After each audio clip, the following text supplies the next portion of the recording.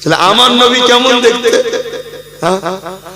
আম্মা হযরত আয়েশা সিদ্দিকা রাদিয়াল্লাহু তাআলা আনহার কোলে মাথা দিয়ে আমার রাসূলুল্লাহ একদিন আরাম করতেছে। এ নওজওয়ানেরা, আম্মা আয়েশা সিদ্দিকা রাদিয়াল্লাহু তাআলা আনহা একবার আমার রাসূলুল্লাহর চেহারার দিকে তাকায়, আর একবার আসমানের চাঁদের দিকে তাকায়, একবার আমার নবী পাকের চেহারার দিকে তাকায়, আর একবার আকাশের চাঁদের দিকে তাকায়। আল্লাহ নবী বলতে লাগলেন, হে আয়েশা কি দেখছেন আপনি? ইয়া রাসূলুল্লাহ হাবিবাল্লাহ, আপনাকে দেখছি আর আকাশের চাঁদকে দেখতেছি। আমার রাসূলুল্লাহ বললেন, কি দেখছো আয়েশা? দেখে কি বুঝতে পারলে? ইয়া রাসূলুল্লাহ ইয়া হাবিবাল্লাহ, আকাশের চাঁদের দাগ আছে, কিন্তু আমার কোলের চাঁদের কোনো দাগ না। আমার নবীর তুলনা চাঁদের সঙ্গে হয় না, কিন্তু যে ভাষাটা না বললে আপনারা বুঝবেন না। কথা মাথায় ঢুকছে? কেন চাঁদও আমার নবীর গোলাম। জোরে বলুন সুবহানাল্লাহ। তাই তো নবী ইশারা করেছিল, দুটুকরো হয়ে গেছে, গোলামির ইজহার করেছে। আমাদের ঘরে গোলামি করতে গেলে গোলামির প্রমাণ দিতে হবে না? হবে না? কথা বলে। আল্লাহ ও রাসূলের প্রেমের নাম শুধু হালুয়া রুটি খাবার নাম নয়। আল্লাহ ও রাসূলের প্রেমের নাম কখনো গুলিয়ে খেতে হতে পারে, কখনো জেলও খাটতে হতে পারে, কখনো অস্ত্রের আঘাতে দুটুকরো হয়ে যেতে হতে পারে।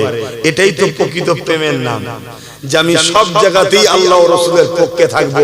শুধু হালুয়া রুটি খাবার বেলায় আল্লাহু আকবার না, গুলি খাবার বেলা তো আল্লাহু আকবার বলবো, অস্ত্রের সামনে তো আল্লাহু আকবার বলবো, স্টিম রোলার চলবে তাও আল্লাহু আকবার বলবো। এ তো প্রকৃত প্রেমিক। আর শুধু খাবার বেলায় আল্লাহু আকবার আর বাকি জায়গায় বলবেন না, এ তো স্বার্থপর। কি গো, ঠিক বলছি না? একে তো মুনাফিক বলা হয়। তো ভাইরা আমার নবী পাক সাল্লাল্লাহু আলাইহি সাল্লামকে ইকরামা দেখছে আর আমার নবী যাচ্ছে।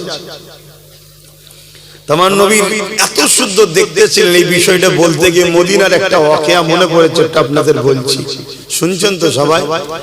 কেন আমি বলেছি চারটে শক্তি জালিমদের কাছে বাঁচতে গেলে আমাদের একটা শক্তি দরকার, যে শক্তি সাহাবাদের ছিল, যে শক্তি যুগে যুগে ঈমানদারদের কাছে ছিল, ওটা হলো সিনার শক্তি। তাই তো নাকি? আমি এই সিনার শক্তিটা বুঝাবো বলেই আমি এই দিকে আলোচনা করছি। তো ভাইরা আমার নবী পাক সাল্লাল্লাহু আলাইহি সাল্লাম মদিনার বাজারে গেছেন, ঘুরতে ঘুরতে যে এক জায়গায় হাজির হয়েছেন যেখানে উট বিক্রি হচ্ছে। তৎকালীন সময় উটের বিরাট কিন্তু ভ্যালু, কারণ তৎকালীন সময় যাতায়াতের অন্য কোনো ব্যবস্থা ছিল না। মরুভূমি পাথর এলাকায় উটের সাথে সওয়ারি হতো মানুষ, আর যুদ্ধের জন্য ঘোড়া ছিল। উটের উপরে মানুষ সওয়ারি করত, আর উটের মধ্যে আবার সুরখ লাল উটের সবথেকে ভ্যালু। এক একটা সময় একটা জিনিসের রেওয়াজ থাকে, লাল উটের বিরাট ভ্যালু। আল্লাহ নবী দেখছেন একদল লোক বাইরে থেকে এসেছে মদিনার বাজারে উটের ব্যবসা করতে। তাদের কাছে একটা উট আছে, যে উটটাকে আমার নবীর পছন্দ হয়েছে। জোরে বলুন সুবহানাল্লাহ। হায় হায়, মদিনার ওই উটটা কত সুন্দর, যাকে আমার নবী পছন্দ করেছে। জানেন আমার নবী আমাদেরকে পছন্দ করে কি, কিন্তু মদিনার ওই উটটাকে নবী পছন্দ করেছে। ये जिंदगी किच्छु दाम नहीं, अब्बास सिद्दीकी दादा हुजूरेर औलाद, इसका किच्छु दाम नहीं। যদি নবী পছন্দ করে তবে দাম, কারণ নবী যাকে পছন্দ করবে আমার আল্লাহ তাকে পছন্দ করবে। হায় রে উট, তোর কত বড় কপাল। আশরাফুল মখলুকাত, হয়তো মানুষ বলবে মানুষ তো আশরাফুল মখলুকাত, কিন্তু আপনারা কোরআনের ওই আয়াতটা পড়েননি?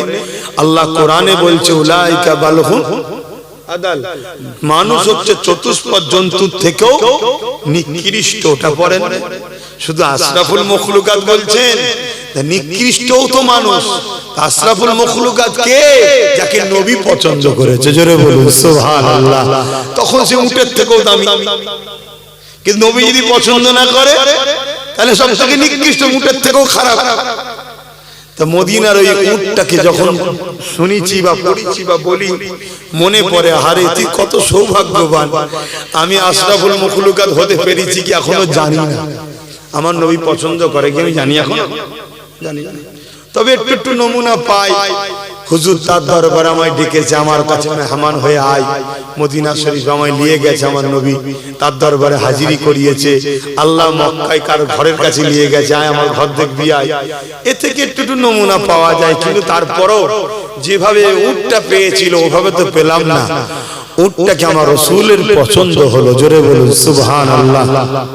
আল্লাহ নবী উটের মালিকদের বললেন, তখনকার সময় একটা উটকে 4-5 জন মিলে বিক্রি করতো, পয়সা কম তো 4-5 জন মিলে কিনেছে, যা লাভ হবে 4-5 জন ভাগ করবে। এখনো অনেক সময় হয়, কুরবানির সময় দেখবেন একটা বড় গরুকে 5 জন মিলে খরিদ করেছে, 1 লাখ টাকা দাম।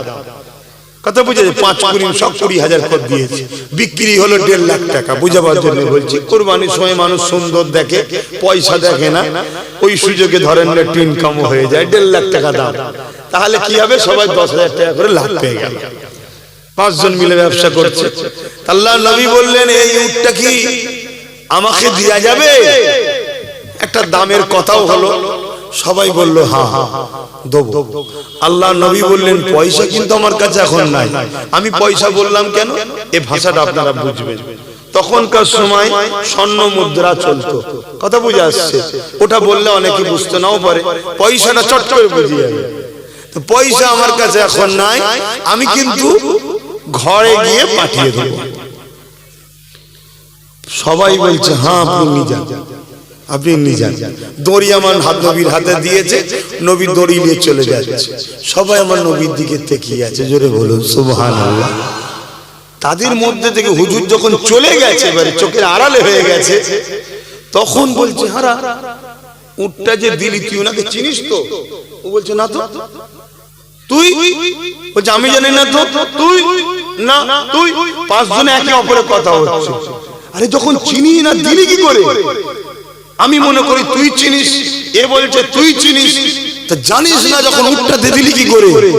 একজন বলছে কেন দেবো না, উনি যখন কথা বলছিল দেখেছিস উনার 2 ঠোঁটের ভেতর থেকে নূর ঝরছে, জোরে বলুন সুবহানাল্লাহ। আমি ওটা দেখতেই তো ব্যস্ত, ইনি কেমন মানুষ, কি সুন্দর। যারা জীবনে প্রথম নবী দেখছে তারা জানে না ইনি কে। তিনার যেই যে নূর ঝরছে ওইটা দেখেই তো আমি দিওয়ানা হয়ে গেছি, কি পয়সার কথা বলবো, কি চিনি দে দিয়েছি। আর একজন বলছে আরে খেয়াল করে দেখেছিস ওনার চুল, আমার নবীর চুল বাবরি চুল থাকতো, অনেক ধরনের চুল রাখতেন, তার মধ্যে বাবরিটা বেশি সময় রাসূল রাখতেন।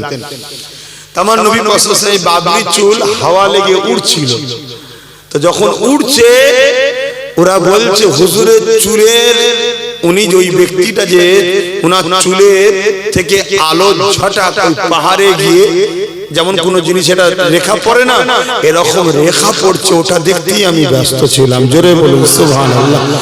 এক একজন এক একটা আমার নবীর মুখের চেহারা তারিফ করছে। 5 জনের যখন তারিফ হয়ে গেছে তখন একজন বলে উঠছে যা আমাদের উটটা মনে হয় গেল, মানে চুরি হয়ে গেল, আর পাবো না পয়সা। চেনে না তো কেউ, জানে না তো কে নিয়ে গেছে, কোথায় গেল, কার কাছ থেকে পয়সা নেব, কেউ আর ফিরে আসে নাকি? ওই সময় তাঁবুর ভেতর থেকে একজন মহিলা আওয়াজ দিয়েছে, যে মহিলা ছিল ওই গোত্রের সর্দার। আগেকার সময় ব্যবসায়ী যেত, একটা গ্রুপ যেত, তার একজন সর্দার ছিল, সে সর্দারের কন্যা, কোন কোন কিতাবে আছে তার পরিবার, যাই হোক কন্যাটাই ধরছি, কন্যা। সে আওয়াজ দিয়ে বলে যে খবরদার, উট হারিয়ে গেছে বলবে না, উটের পয়সা পাবে না বলবে না, আমি তোমাদেরকে বলছি উট নিয়ে চিন্তা করোনি। তখন এরা 5 জন বলছে যাক, কেউ তো উনাকে চেনে, চিন্তা নেই। তখন ওই মহিলা গিয়েছে বলছে আরে ওনাকে আমিও চিনি না, জোরে বলুন সুবহানাল্লাহ। তাহলে জিম্মেদার হলেন কেন? বলছে উনার কথাবার্তা, চাল চলন, আখলাক বলছে উনি কখনো প্রতারণাকারী হতে পারে না, জোরে বলুন সুবহানাল্লাহ। তো উনি যদি পয়সা না দেয়, আমি এই কথা চলছে, এমন সময় আমার নবীর এক সাহাবী এসে বলছে উটের মালিক কারা? তারা বলছে আমরা কেন, কি হয়েছে? না আমাদের হুজুর উটের পয়সা দিয়ে। কেউ নেই বলছে চতুর্দিকে দেখতে পাচ্ছ না খেজুর গাছ, এটা মদিনা শরীফ, উনি হলেন আখিরি নবী মুহাম্মদুর রাসূল। জোরে বলুন সুবহানাল্লাহ। তারা সবাই বলতে লেগেছে পয়সা দিতে লাগবে না, ওনার কাছে আমাদেরকে নিয়ে চলো। তারা আমার নবীর দরবারে এলেন, নবী জিজ্ঞেস করছে কি গো বাবা পয়সা তো পাঠিয়েছে আবার এলে? বলছেন হুজুর পয়সা লাগবে না, আপনার কদমের তলায় একটু আমাদের জায়গা লাগবে। জোরে বলুন সুবহানাল্লাহ। সব ইমানের কলেমা পড়ে মুসলমান হয়ে গেল। জোরে বলুন। সেই নবী পাককে আবু জেহেলের ছেলে দেখেছে, দিবানা হবে না? হবে না? কথা বলেন। আল্লাহ নবীকে এক ইহুদি ঘরের ছেলে দেখেছিল। আল্লাহ নবী বাজারে গেছে, ওই ইহুদি ছেলেটা বাজারে এসেছে। আমার নবী পা মানুষের সঙ্গে কথা বলে, আমার নবী পা একে অপরের সঙ্গে কথা বলে। ওই ইহুদি ঘরের যুবকটা আমার নবী পাককে দেখতে লেগেছে। আমার নবী পাকের কথাবার্তা ব্যবহার আখলাক দেখে ওই ইহুদি ঘরের ছেলেটা মনের মধ্যে আমার রাসূলুল্লাহর জন্য মহব্বত ভালোবাসা এসে গেছে। আমার নবী পাকের আখলাক সে দিবানা হয়ে গেছে। এই যুবকেরা তাই লুকিয়ে লুকিয়ে লুকিয়ে আমার নবী পাক যখনই যেখানে যায় ওই ইহুদি ঘরের যুবকটা ফলো রাখে, আমার নবী পাককে অনুসরণ করে চলে, আমার নবী পাককে খেয়াল করে। এইভাবে দীর্ঘদিন যাওয়ার পরে ওই ইহুদি ঘরের সন্তানটা ভাবতে লাগলো একবার মুহাম্মদ রাসূলকে বলা যায় তিনার খাদেম হিসেবে যেন আমাকে রাখে। এত সুন্দর আখলাক চরিত্র, এত দরদি মানুষ তিনি, আশা রাখছি বললে আমাকে ফিরিয়ে দেবেন না। আল্লাহ নবী আগে আসলো। ওই ইহুদিটা আগে এসে বলতে লাগলো হে আব্দুল্লাহর বেটা মুহাম্মদ সাল্লাল্লাহু আলাইহি ওয়াসাল্লাম, আমি ইহুদি ঘরের যুবক, আপনার কথাবার্তা ব্যবহার আখলাক আমাকে বড় ভালো লাগে, আমি আপনার সাথে থাকতে চাই। আপনি সফরে যাবেন, আপনার সাথে যাব, আপনার সঙ্গে উঠা বসা করব, তবে একটা শর্ত হলো আমি আমার বাপ দাদা ধর্ম ইহুদি ছাড়ব না। শুনছেন তো? ধর্ম ছাড়ব না। আল্লাহ নবী মুচকে হাসলেন, হেসে বলছে ঠিক আছে বাবা, তাই থাকো তুমি আমার সাথে। জোরে বলুন সুবহানাল্লাহ। যুবক নবীর সাথে আছে, একদিন যাই, দুদিন যাই, 3 দিন যাই, 1 বছর, 2 বছর, 4 বছর, 7 বছর নবীর সাথে আছে। ওর কাজ ছিল শুধু নবীর সাথে ঘোরা। নবী ওনার ওই ইহুদি ঘরের ছেলেকে কোনো দিনের জন্য কোনো হুকুম ফরমাস কিছু বলতেন না। কিন্তু যখনই নবী মদিনার নবাবী শরীফে ঢুকতো, ইহুদি যুবকটা নবীর জুতোটা নিয়ে বুকে করে দাঁড়িয়ে থাকত। যখন প্রথমবারে হুজুর ঢুকতে গেছে আল্লাহ নবী কাছে, ও তখন দরখাস্ত করেছিল হুজুর আপনার মতো মানুষের যদি জুতোটা আমি বইতে পারি নিজেকে ধন্য মনে করব। এই কাজ থেকে আপনি আমাকে মাহরুম করবেন না। যে যা বলে আপনি সবার জন্য সব দেন, আপনি বড় দয়ালু, মানে রাহমাতাল লিল আলামিন। কিন্তু সে তো জানে না, সে তার ভাষাই বলছে, তা আপনি আমাকে এই সুযোগটা দেন। আল্লাহ নবী বললেন ঠিক আছে বাবা, তোমার যখন মনের ইচ্ছা। আহা, তো একদিন হুজুর নবাবী শরীফ থেকে বেরোচ্ছেন, আর ও প্রতিদিন জুতো লাগিয়ে দিত পায়ে, আর দেখছে জুতোটা অন্য সাহাবী দিচ্ছে। আল্লাহ নবী বলে উঠলেন বাবা সাহাবী রে, তুমি জুতা দিচ্ছ, আমার সেই ইহুদি ঘরের যুবকটা কোথায় গেল? ওই সাহাবীরা বলতে লাগলেন ইয়া রাসূলুল্লাহ হাবিবাল্লাহ, সে বড় অসুস্থ, বড় বিমারে, মনে হয় সে আর বাঁচবে না, বড় অসুস্থ, সে বড় কষ্টের মধ্যে রয়েছে, বিছানা সজ্জিত হয়ে গেছে। আল্লাহ নবীর কথাটা শোনার সাথে সাথে ওই ইহুদি যুবককে দেখার জন্য নবী আমার ইহুদির বাড়িতে চলে গেল। আল্লাহ নবী ওই জায়গায় চলে যাওয়ার পর ওই ইহুদিটা আমার ঘরের ছেলেটা আমার নবী পাককে দেখে উঠে বসে পড়ল। আল্লাহ নবী গিয়ে তার মাথাতে হাত দিলেন, হাত দিবার সাথে সাথে নবী আমার হাতটাকে টেনে নিলেন। টেনে নিবার পরে বলেছিলেন বাবা ছেলে,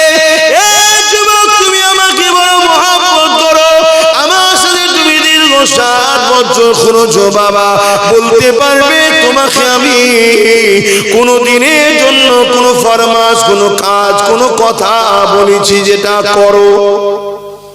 কোনো দিনের জন্য বলেছি? যুবক বলছে না। কোনো জোর দিয়েছি কোনো কাজে? যুবক বলছে না। কোন রকম হুকুম করেছি? যুবক বলছে না।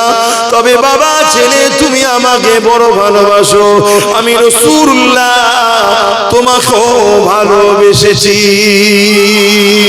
তাই আমি নবী চাই তুমি পরকালে আমার সঙ্গে জান্নাতে যাবে।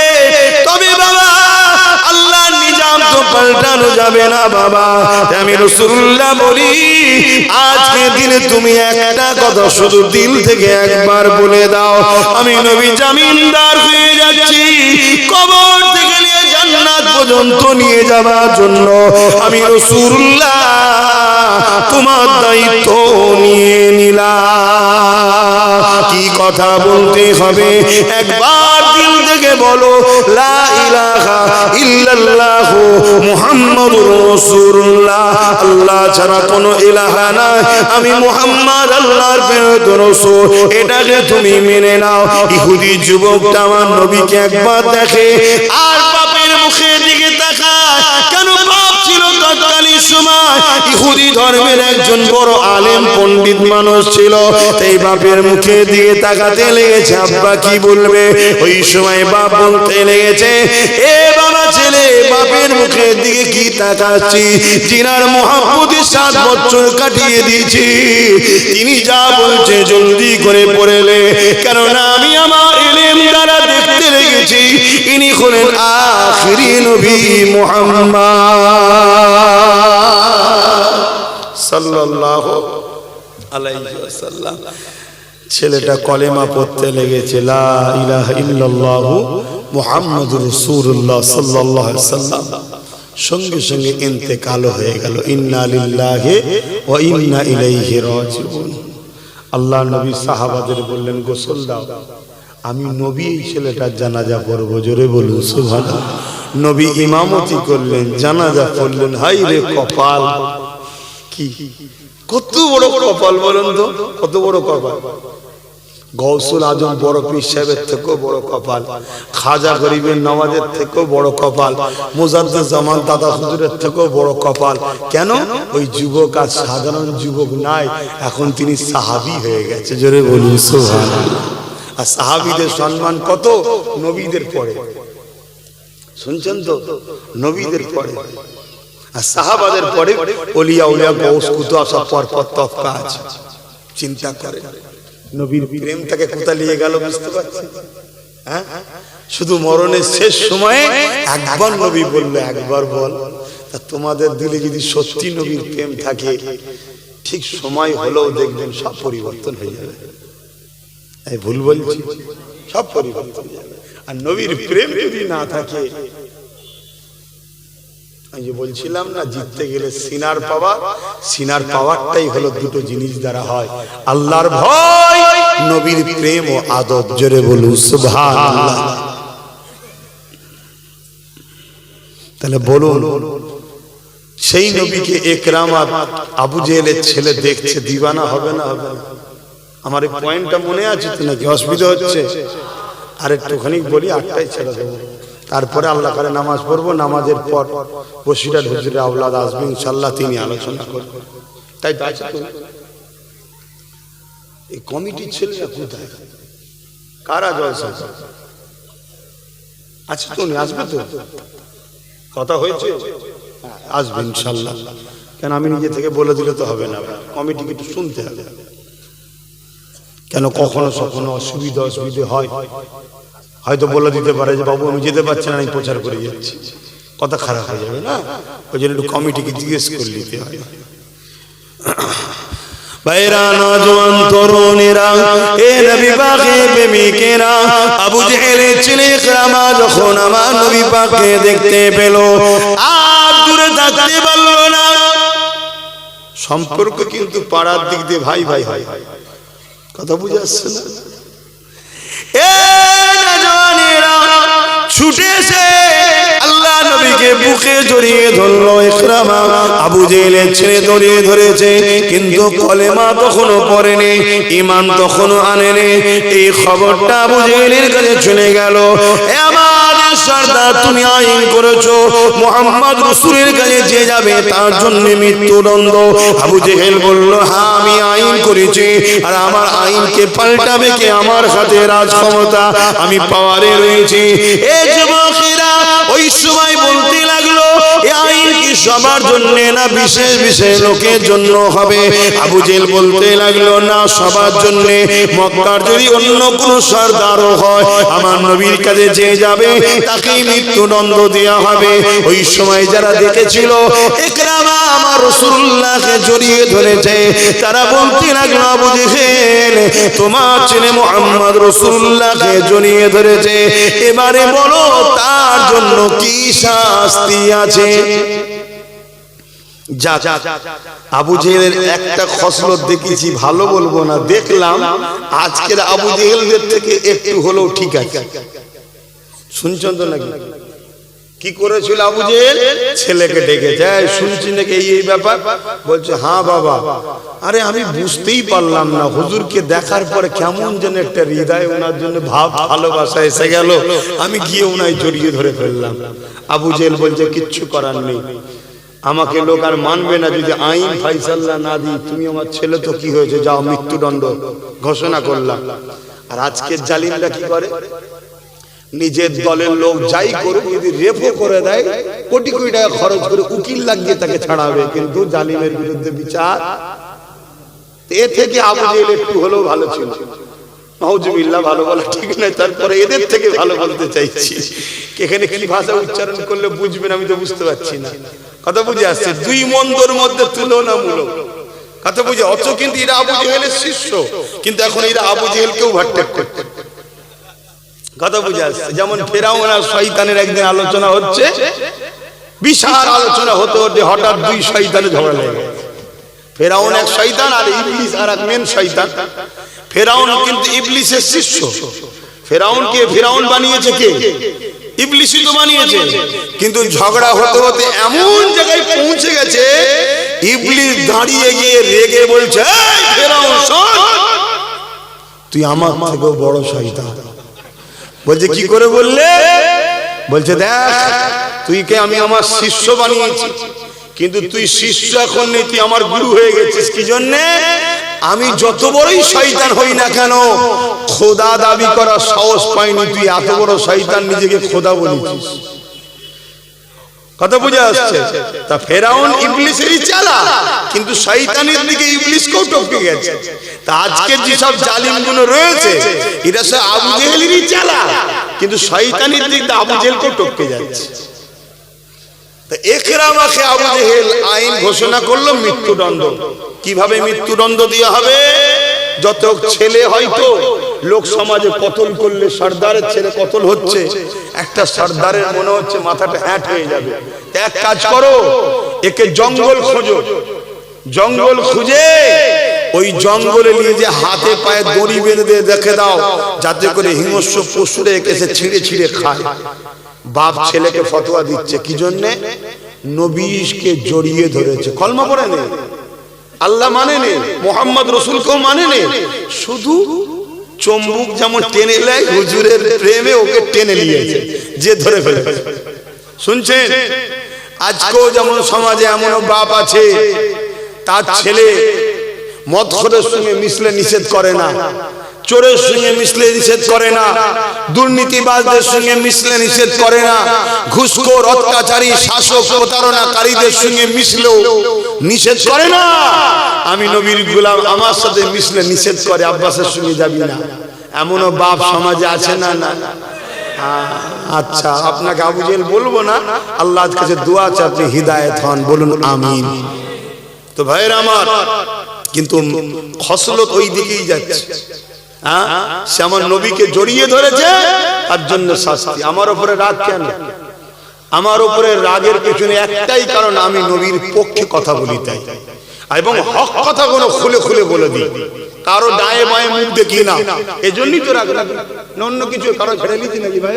তোমাদের কারো জমি ঝেড়েছি, তোমাদের কারো চাকরি ঝেড়েছি, তোমাদের কারো পদ ঝেড়েছি, তোমাদের কারো টাকা ঝেড়েছি, কারো সঙ্গে বিজনেস করতো চিটিংবাজি করে টাকা মেরে দিয়েছি, তার রাগটা কেন? একটাই কারণ, ইসলাম বলি, নবীর কথা খুলে খুলে বলে দিই, আজকে শাসকদের বুকে ব্যথা হয়। কথা বুঝে আসছে? তাই তারা কি করে? পিছনে লাগে। আর এমনও বাপ আছে সেসব শাসকদের দরদি মানুষ, তার ছেলেরা আমার সঙ্গে মিশলে বাপেদের কষ্ট হয়। আব্বা একটু ভেবে চিন্তে কাজ করে, একটু ভেবে চিন্তে কাজ করে। আল্লাহ আপনার ছেলেকে হিদায়াত করুক, আপনি বাপ আপনাকে সম্মান করুক, আমি চাই। কেন আমার ভালোবাসার মানুষ বাপের বিরুদ্ধে হয়ে জাহান্নামে যাক, এটা আমি চাই না। কিন্তু আপনার ছেলেকে নবী বংশের আওলাদদের থেকে সরিয়ে কার সাথে মিশতে দিচ্ছেন? ছেলে যদি বিগড়ে যায় কি দশা হবে জানেন তো? কি জানেন না? জানেন? হ্যাঁ, দুনিয়ায় কি হচ্ছে দেখেন না। আল্লাহ নবীকে মহব্বত করে জড়িয়ে ধরার জন্য আবু জেহেল ইকরামাকে মৃত্যু শাস্তির ঘোষণা দিয়ে দিল। সৈন্য সামন্তরা জোর করে নিয়ে গিয়ে ইকরামাকে গভীর জঙ্গলের মধ্যে প্রবেশ করিয়ে হাতে পায়ে দড়ি বেঁধে সেখানে রেখে দিয়ে এলো। এদিকে চারিদিক থেকে হিংস্র পশুরা মানুষের খুশবু পেয়ে আগিয়ে আসতে আসতে লেগেছে।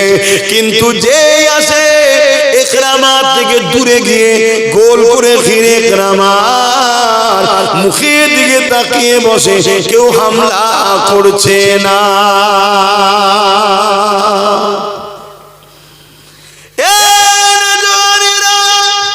নিজেকে চিনতে শেখো, সিনার পাওয়ার বাড়াও। ইকরামা কিন্তু কলেমা পড়ে নে, ইকরামা আবু জেহেলের ছেলে, আল্লাহ মানে নে, নবী মানে নে, তথাপিও জঙ্গল এসে গেছে, হিংস্র পশুগুলো আসতে লেগেছে, তাকে কিন্তু খেতে চাইছে না। গোল করে সে ঘিরে বসে ইকরামার দিকে তাকিয়ে রয়েছে। ঠিক এমন সময় ইকরামা বলে উঠলো, হে আল্লাহ পাকের সৃষ্টি মখলুকেরা, কেন তোমরা আমাকে খাচ্ছ না? কেন তোমরা আমাকে কেন ভোগ করছো না?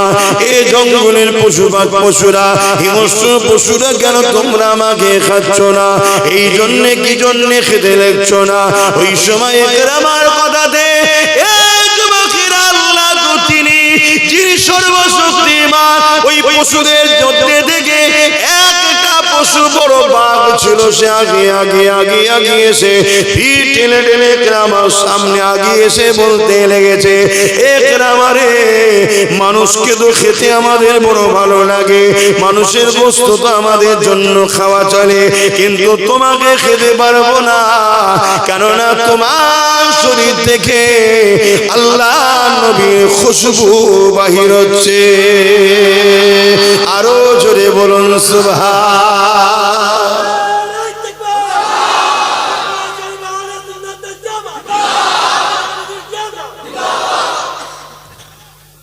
আমি সব জায়গাতে বলছি, এখানেও বলছি, আমার স্লোগান জলসাই দেবে না, আল্লাহ দেবে, নবীর দেবে, দিন ইসলামের দেবে, দাদা হুজুরের দেবে। শুনছো তো?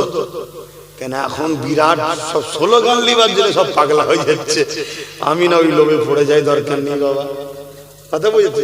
জলসা দিন ইসলামের হোক, আল্লাহ ও রসুল এবং যার ওসিলা করে বাংলার মানুষ দিন ইসলাম পেয়েছো, মুজাদ্দেদ জামান দাদা হুজুরের স্লোগানটা দিও। কথা বুঝে আসছে?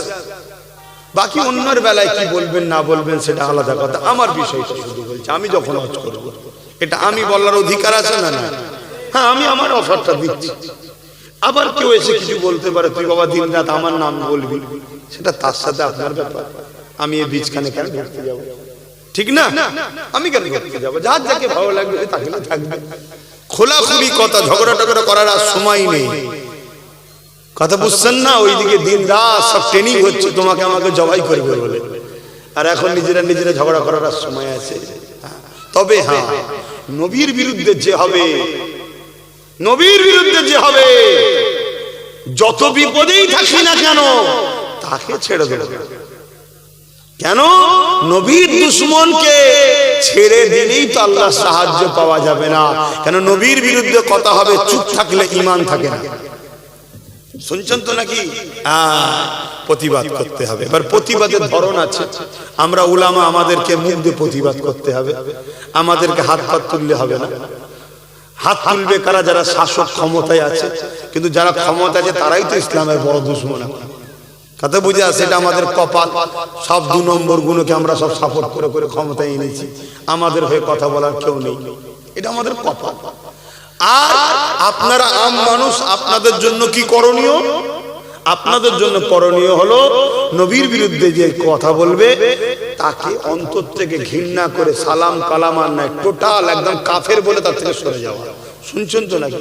এটা আপনাদের জন্য দায়িত্ব। কারণ আপনারা আম মানুষ, আপনারা মশলা মশাল বুঝবেন না। ফতোয়া দিতে গেলে শেষকালে শয়তান এমন ফতোয়াই আপনাকে জড়িয়ে ফেলবে, দেখা যাবে আপনাকে কোনো দুশমন করে দিয়েছে। অতএব দূরে সরে যাবো, ও বালার কাছে যাবো না, মিটে যাবে। ইকরামাকে যখন এইভাবে ওই বাঘটা এসে বলতে লেগেছে, এ আল্লাহর বান্দারে, তোমাকে অবশ্যই খেয়ে নিতাম আমরা, কিন্তু তোমাকে আমরা খেতে পারবো না, তোমাকে খাওয়া আমাদের জন্য হারাম হয়ে গেছে। কেননা তোমার শরীর থেকে আল্লাহ নবীর খুশবু আসছে। ভেবে দেখো তো যুবকেরা, বাপেরা, মায়েরা, বোনেরা, যে কেরামা কলেমা পড়েনি, আবু জেহেলের সন্তান হওয়ার পরও আমার নবী পাককে একবার জড়িয়ে ধরেছে, নবীর শরীরের খুশবু তার গায়ে লেগে গেছে। এর জন্য যদি জঙ্গলের বাঘ না খেতে পারে, যদি সত্যি তোমার আমার দিলে নবী থাকে, সত্যি যদি তোমার আমার দিলে আল্লাহ থাকে, সত্যি যদি তোমার আমার দিলে নবীর প্রেম ও আদব থাকে, তাহলে জঙ্গলের বাঘের কি ক্ষমতা আছে তোমাকে আমাকে খেতে পারবে? কথা বলছো না তো, ক্ষমতা। কিন্তু কই, চলো না দেখি একবার ট্রাই করে, যাবে কেউ? হ্যাঁ, কেন খেয়ে ফেলবে? তাহলে স্বীকার করতে আমাদের সেই মহব্বত নেই যেটা মহব্বত রাখা দরকার, তাই তো নাকি? তাহলে সেই মহব্বত বাড়াও। কই খাইনি তো। আমার নদাদু জান, আপনারা যারা আমাকে ভাইজান বলেন, আপনাদেরও নদাদু জান, আর মুরব্বী বাপেরা যারা আমাকে বাবাজি বলেন, সন্তানের মতো ভালোবাসেন, আপনাদের ন চাচা যান, ন হুজুর পীর কেবলা, এ যুবকেরা, তরুণেরা, বাপেরা, তিনি জঙ্গলে চলে গিয়েছিলেন ইবাদত করতে। অনেক বড় কথা, ইবাদতের পরে যখন জঙ্গল থেকে ফিরতে লেগেছে, এ যুবকেরা, আল্লাহ পাকের সৃষ্টি হিংস্র বাঘের পিঠে চেপে চেপে চেপে চেপে পুরোপুরা শরীফের জমিনে এসেছিলেন। আরো জোরে বলুন সুবহান। এই যুবকেরা, তরুণেরা, নাজমুস সাদাত, নহুজুর পীর কেবলা, দাদা হুজুরের খুন, তাই নাই বলবেন বাঘের পিঠে চেপেছে? না না, শুধু তিনি নয়, চলে আসুন প্রতাপ চন্দ্র সেন, যিনি দাদা হুজুরের হাতে হাত দিয়ে ইমানের নূরে কালেমা পড়ার পরে সুফি আব্দুল মোমিন নাম হয়ে যায়। ওই আব্দুল মোমিন শেখ হুজুর যিনাকে বাকুলে হাওড়া জেলায় শুয়ে আছে, তিনাকে দাদা হুজুর বলেছিলেন, বাবা জঙ্গলে গিয়ে ইবাদত করো বাবা। ওই জঙ্গলে গিয়ে যখন ইবাদত করতে লাগলো, এই যুবকেরা যখন জঙ্গলের মধ্যে প্রবেশ করেছে, অপর দিক থেকে হিংস্র বাঘ আগিয়ে আসতে লেগেছে, গাল দিয়ে লালা ঝরতে লেগেছে। এমন সময় আব্দুল মোমিন বলতে লেগেছে, এই জঙ্গলে হিংস্র বাঘ, শুধু রেখে দাও, সর্বশক্তিমান হলো আল্লাহ, আল্লাহর বিনা হুকুমে তুমি আমাকে খেতে পারবে না। যদি আল্লাহ তোমার জন্য আমাকে রিজিক রাখে, অবশ্যই খেয়ে ফেলবে। তবে একটা কথা শোনো, আমি জঙ্গলে এমনি এমনি আসেনি, আমার পীর জামানার মুসাদে আবু বকর সিদ্দিক আমাকে পাঠিয়েছে।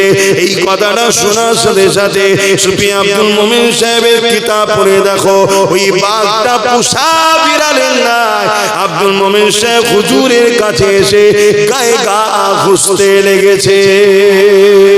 আরো জোরে বলুন সুবহান। কোন পাওয়ারে হচ্ছে? সিনার পাওয়ার। আমার দেশের প্রধানমন্ত্রী যদি নিয়ে যাওয়া হয়, বাঘের মাথায় হাত বুলোও তো দেখি জঙ্গলের খাঁচার ভেতরের না, কি করবে? বলো, ও দাদু ভালো আছো? আর আমাদেরটাকে যদি নিয়ে যাই, বুঝতে পারছেন?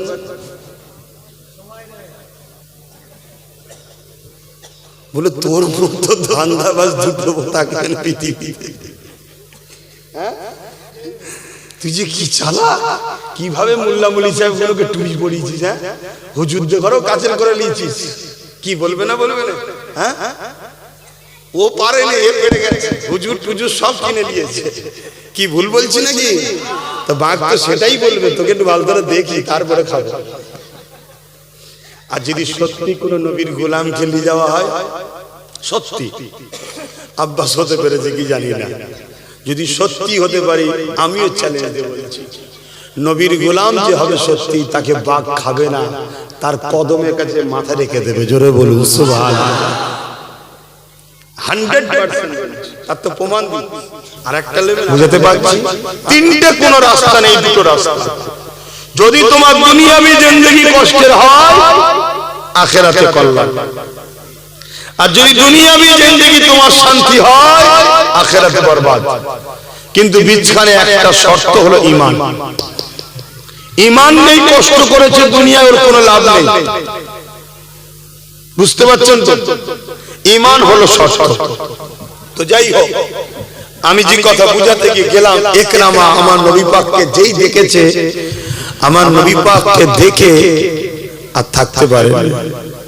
আমার নবীকে এত সুন্দর দেখতে ছিলেন, জোরে বলুন সুবহানাল্লাহ। আরে ইউসুফ আলাইহিস সালাম তো আমার নবীর সৌন্দর্যের 10 ভাগের 1 ভাগ পেয়েছে। আমার নবীর সৌন্দর্যের 10 ভাগের 1 ভাগ ইউসুফ নবী পেয়েছে। এতে মিশরের নারীরা একবার শুধু দেখেছিল, ওই অবস্থায় আঙুল কেটেছে, নিজেরা আঙুল কাটছে, হুঁশ নাই। ইউসুফ নবীর রূপেতে তারা দিওয়ানা হয়ে আছে। জোরে বলুন সুবহানাল্লাহ। কিন্তু ইউসুফ নবী পেয়েছে কার থেকে? মুহাম্মদ রাসূলের ঝুলি থেকে। নবী মুহাম্মদ রাসূলের 10 ভাগের 1 ভাগটা ইউসুফ নবী পেয়েছে। তো নবীর কাছে 10 ভাগ আছে, তাহলে আমার নবী কেমন দেখতে?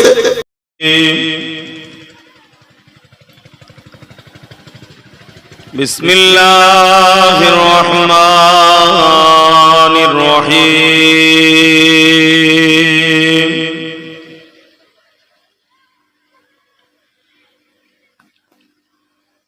আলহামদুলিল্লাহ আলহামদুলিল্লাহি নাহমাদুহু ওয়া নাস্তাঈনুহু ওয়া নাস্তাগফিরুহু ওয়া নু'মিনু বিহি ওয়া নাতাওয়াক্কালু আলাইহি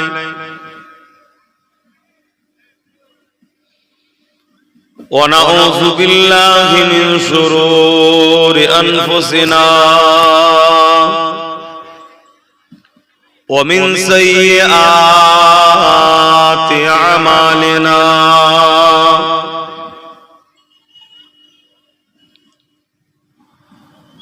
من يهده الله فلا مضل له ومن يضلله فلا هادي له ونشهد أن لا إله إلا الله وحده لا شريك له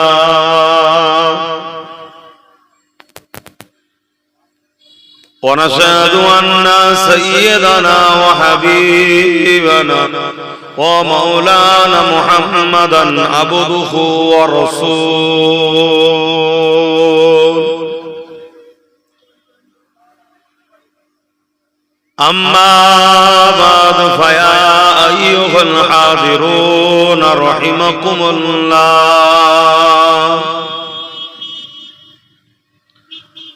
قال الله تعالى في كلامه المجيد والفرقان الحميد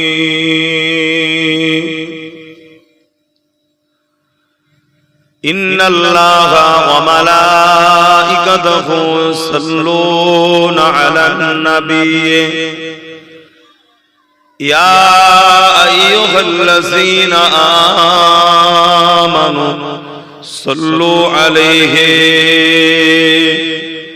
वसल्लिमू तस्लीमा अल्लाहुम्मा सल्ली अला।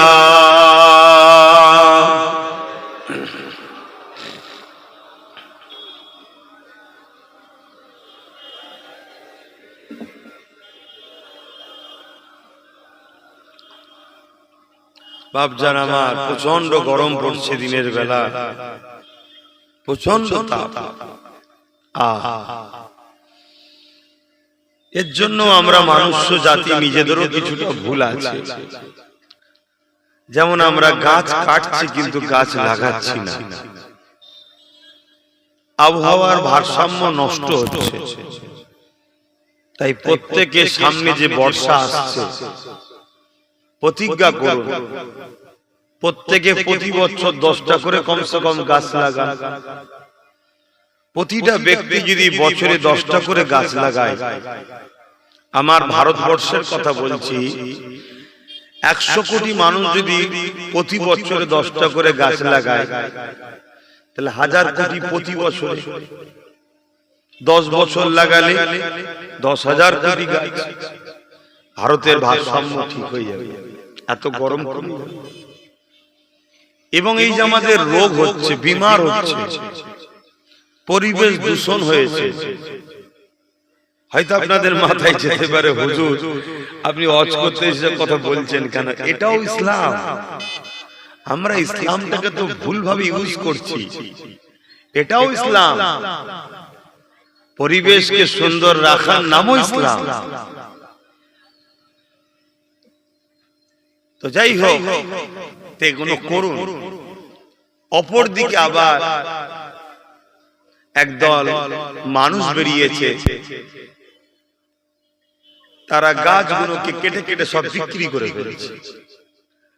যেমন আমার ভারতবর্ষে দেখছিলাম হায়দ্রাবাদের কোন একটা জায়গাতে 1200 বিঘের জঙ্গল একটা আছে, সেটাকে কেটে কর্পোরেটদের হাতে তুলে দিচ্ছে।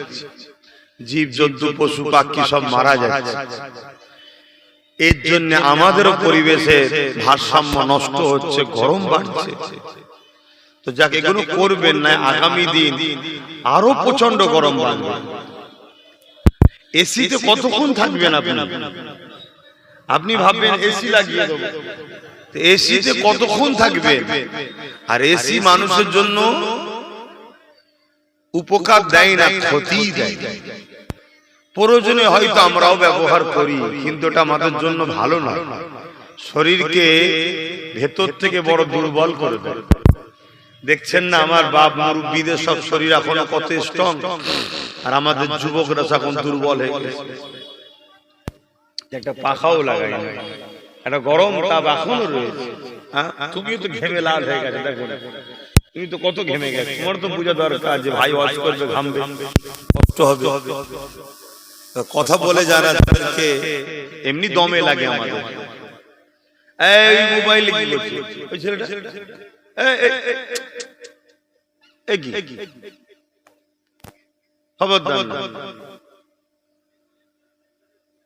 আসেন, তাই কষ্ট হচ্ছে আপনাদেরও বুঝতে পারছি। আর আমার কিছু কিছু ভাই তো আবার এত সব মোটা মোটা প্যান্ট পরেছে। কি করে পরে থাকিস ভাই গরমে? মোটা মোটা প্যান্ট, বোকা কোথায়? শীতকালের এলাকার ড্রেস, যখন শীত পড়বে তখন পরে আলাদা কথা। গরমকালে পাতলা পাতলা মানে পায়জামা পরতে হয়, যাতে করে একটু আরাম হয়। যাক, মুহাব্বতে দরুদ পড়েন। আল্লাহুম্মা সাল্লি আলা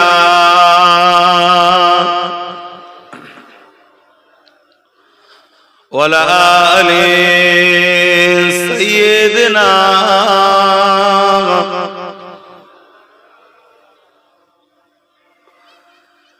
मेरे आँखों के बुदली में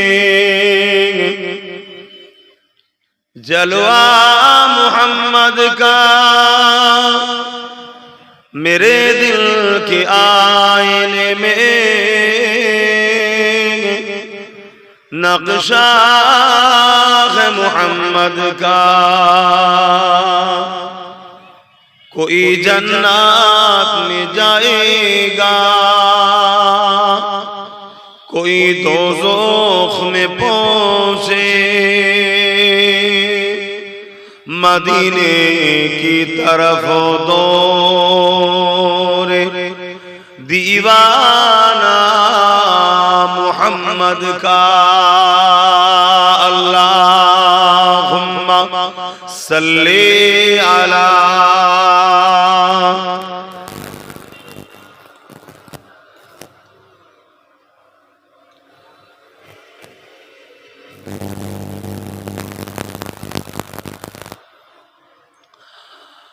मददगार जिसी का